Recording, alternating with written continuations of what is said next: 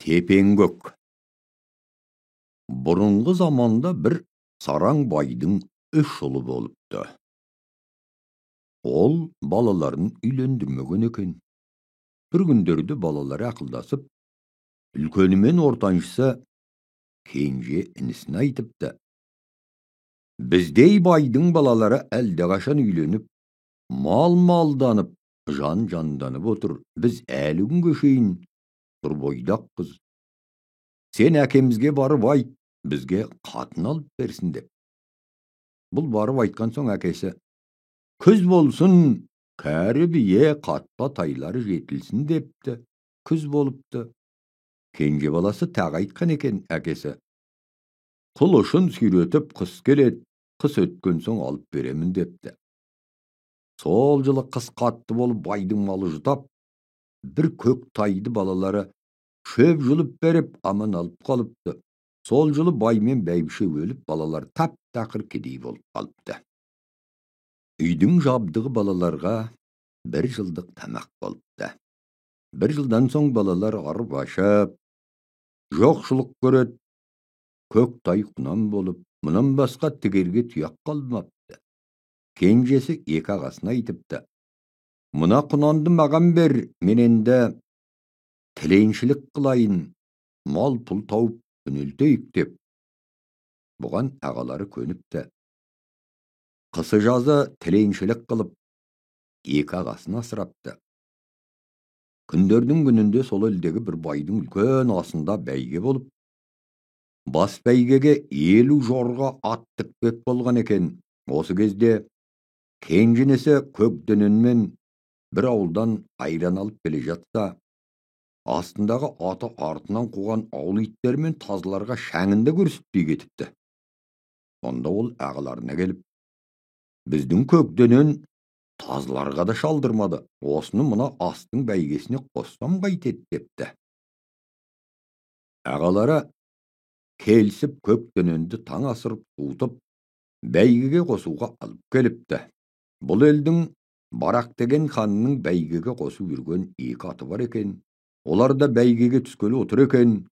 Бұл Көкдөненді кедейдің таз баласына мінгізіп қоя беріпті. Көкдөнен өзі арық, ақсақ. Аттарды айдап бара жатқанда балалар Көкдөненді бір баланы бір түртіп кетіп, екіншісі екі түртіп кетіп, мазақ қылып, жылатып барыпты. Bir mezgilde аттарды қайырып кер шапқанда, орта жолға шейін Көкдөненді тозаң жауыпты. Орта жолдан аса бергенде заулай зымырапты. Сонда тазша бала аттарды басып озып бір-бірлеп қалдырып отырғанда, бәрінің бастарына байлаған орамалын алып, бір-бір салып өте берген екен. Сонда ханның қос қарасы алдында кетіп бара жатыр екен.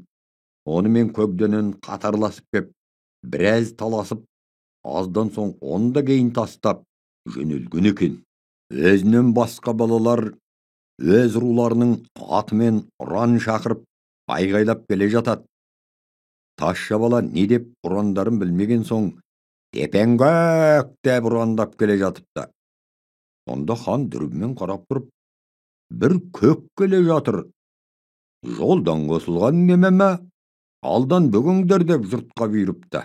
Хан сөзіне еліккен жігіттер баланың жолын тосып, бүйірден қосыла алап қойғанда, бірінде лестірмей Көкдөнен озып шу деп жүре берген екен.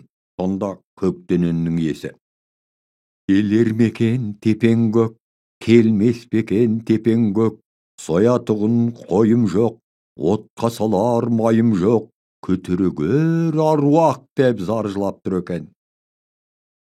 Сонда Көкдөнен көмбеге бірінші болып кіріпті.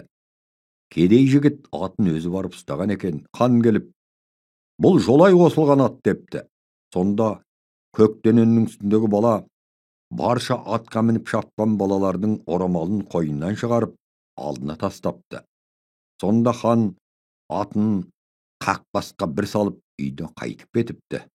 Үш ағайынды жігіт 40 жорға атты өздері алып, 10 жорғаны тазша балаға беріпті. Ел ішінде қандай бәйге болса да Көкдөнен алдын бермей, атағы жер жарыпты. Сөйтіп ағайынды жігіттер ел қатарына қосылып, мұраттарына жеткен екен.